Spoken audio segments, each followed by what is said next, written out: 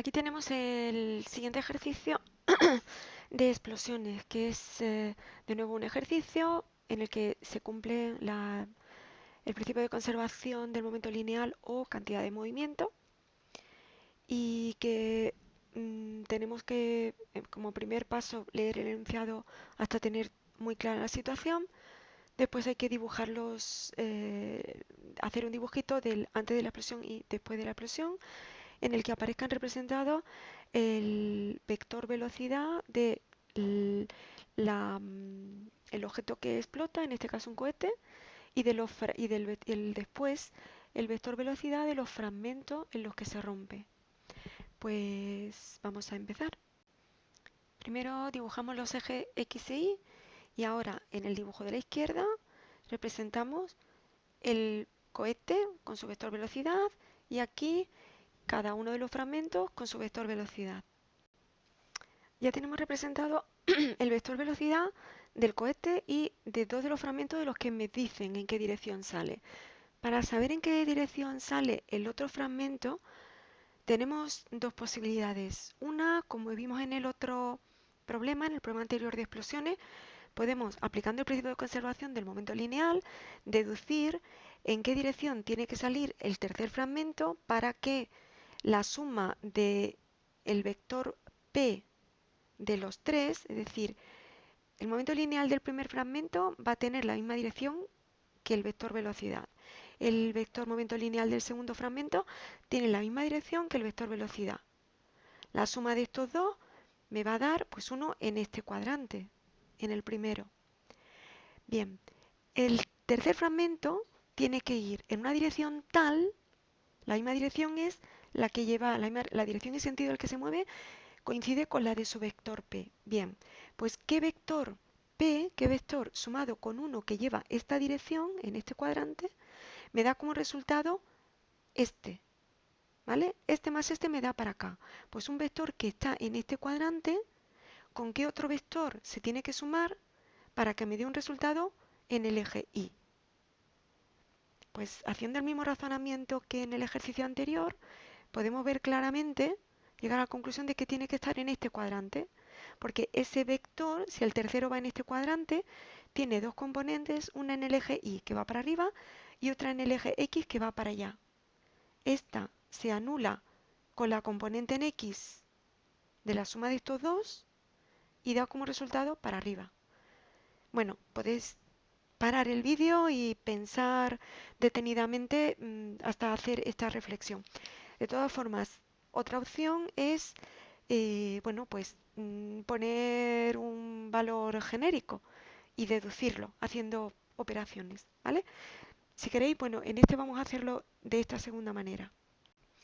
El momento lineal inicial, el que tiene el cohete cuando se estaba moviendo antes de estallar, es su masa por su velocidad. Como lleva la dirección positiva del eje Y, pues es su módulo con el versor J. Ahora vamos al después.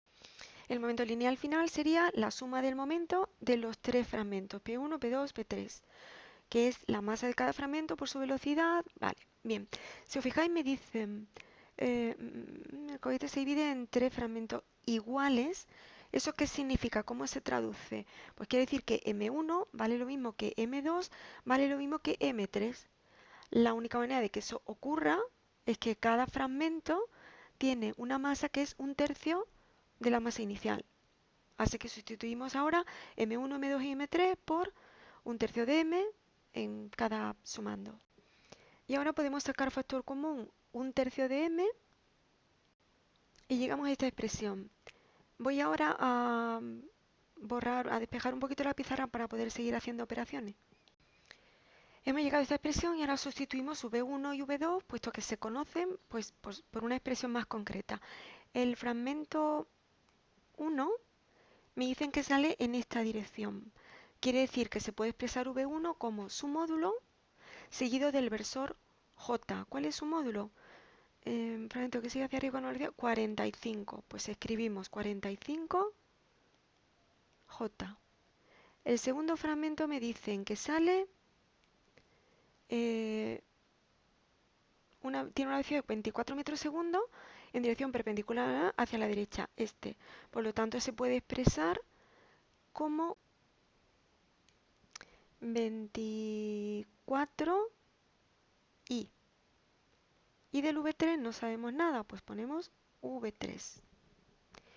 Una vez que tenemos, bueno, podemos simplificar esto, ahora que lo pienso, porque 45 y 24 son divisibles entre 3.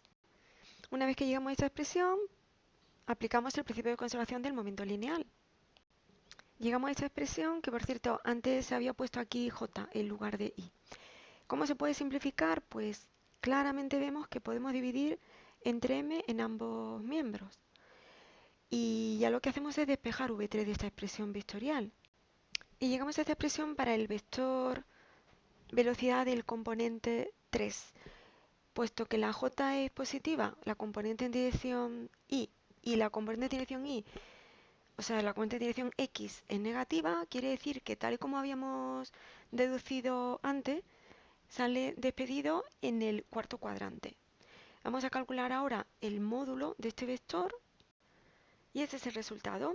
El tercer fragmento sale con una velocidad de 51 metros segundo en la dirección del cuarto cuadrante. Vamos al apartado B. Este fragmento lleva una velocidad que es de 45i metros segundo, perdón, 45j metros segundo, pero esto es un lanzamiento vertical. Una vez que se genera ese fragmento por la explosión del cohete, el movimiento ascendente de ese fragmento es un movimiento rectilíneo uniformemente acelerado.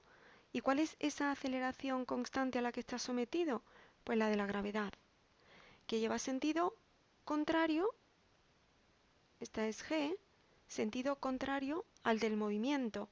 Por lo tanto, para determinar qué distancia recorre hasta pararse, porque en el lanzamiento vertical sabéis que la velocidad va disminuyendo hasta que llega un momento en que se para, y ese punto en el momento en el que es en el que vale la velocidad cero. Bien, pues tenemos que utilizar las ecuaciones del MRUA con a igual a g, pero teniendo en cuenta que al ser el movimiento ascendente, los vectores de velocidad apuntan hacia arriba, mientras que la g hacia abajo, así que en la ecuación aparece un signo menos, ¿vale? Esa es la forma más sencilla de calcular la altura hasta la que llega. Vamos a considerar, por ejemplo, que sube hasta aquí. Esta tiene valor h. ¿Cómo lo podemos resolver? Pues simplemente utilizamos el hecho de que va a ir disminuyendo la velocidad hasta que se para. Entonces, en ese punto que tiene, desde el punto en el que explotó el cohete, tiene de coordenada h, en ese punto la velocidad es 0, así que esto lo hacemos 0. Despejamos v cuadrado 2 por g por h y ahora despejamos la h llevando al primer miembro 2g. Esto lo borramos y queda que h es igual a esto. Sustituimos vi cuadrado, un módulo que es 45 metros segundo, 2 por 9,8 metros segundo cuadrado, y esto da 10 elevado a 2 metros. O sea, 100 metros, pero notación científica sería 1,0 por 10 elevado a 2. Y ese es el resultado final. Inicialmente se mueve hacia arriba con 45 metros segundo, va subiendo, su velocidad va disminuyendo hasta que se para después de haber recorrido 100 metros. Pues gracias por escucharme. Hasta luego.